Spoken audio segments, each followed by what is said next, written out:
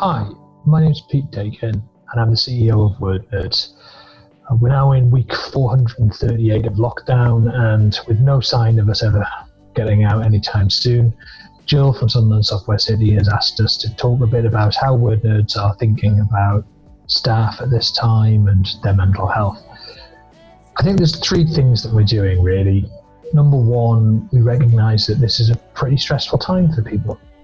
Many of us, staff, founders, have underlying mental health issues.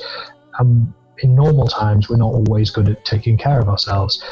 Layer into that a global pandemic, and the day-to-day pressures are magnified and amplified enormously. As well as all of the usual stresses of life, we worry about getting the virus ourselves, homeschooling kids, shielding and taking care of older people. Even something as simple as going to the supermarket has suddenly turned into a major potential disaster fraught with all kinds of social anxieties around social distancing and hygiene. So regardless of how our mental state is at the minute, all of us are going to struggle with the current situation from time to time, and I think we just need to accept that and look out for it. Number two then is putting measures in place to check for it in each other, to check up on each other, and to try and protect us from all of this additional stress.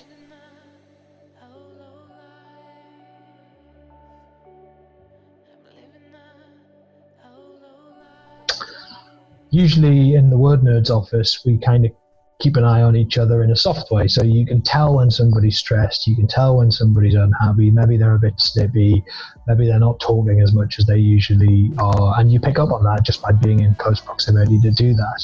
You pick up on all these soft cues. That's obviously much more difficult now we're all working remotely. So we make it a point to make regular face-to-face conversations. And we've been fastidious about scheduling in daily stand-ups by Zoom, weekly all-hands meetings, and also encouraging staff to check in on each other, to have a bit of a laugh before a meeting, have a bit of crack on, just chew the fat and, make sure people are getting out, make sure they've got everything that they need, ask them how they are, just taking a bit of time to just check in, make sure we're all okay.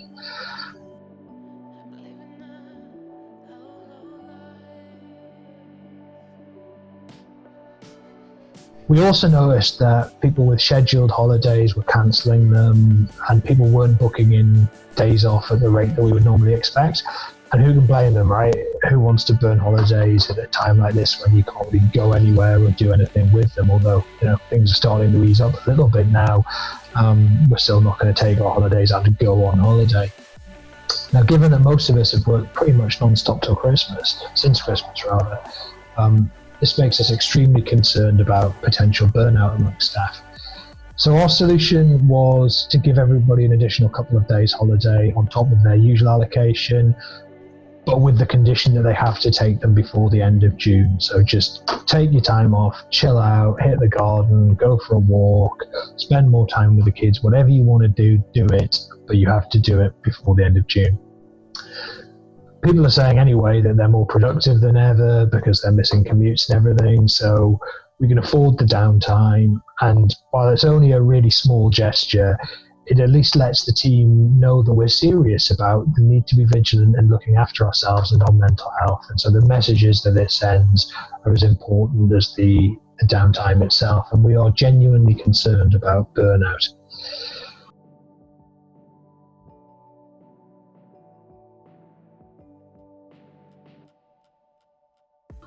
Thirdly, we're looking to the future. We're trying to see how things are going to be in the next 6 months, year, and trying to learn some lessons and, like everybody else, predict what this new norm looks like. And while most of us have definitely noticed significant benefits in working from home, there's no commute, you're better focused, there's fewer distractions.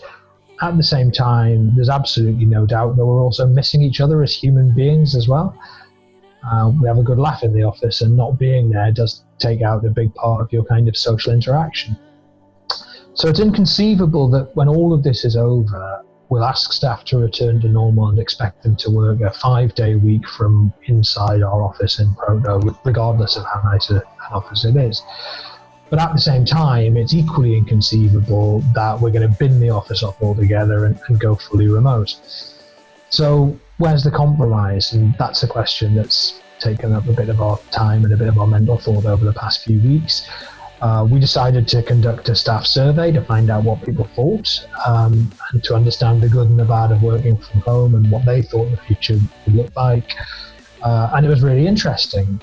Clearly, the jury's still out. Working from home in the middle of a pandemic when you've got kids homeschooling and things like that is very different to working from home in normal circumstances.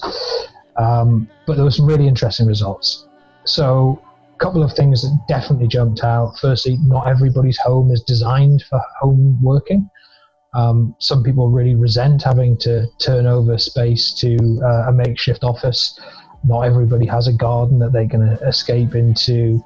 And some people actually like getting out of the house to do their work because it's a change of scenery. Some people struggle with compartmentalizing work life and home life. And the act of not having a physical space to go to is kind of compounding this world, and it really helps when they can leave work and get into home mode, or leave home and get into work mode. Finally, some roles tend to lend themselves better to working from home than others. So, lack of distraction is a brilliant thing if you're a developer or have a more task-driven role. But for sales teams or jobs that require a bit more resilience, we worry that they will miss the camaraderie and the human support that they kind of need when they're having a tough day or when they've had a few rejections.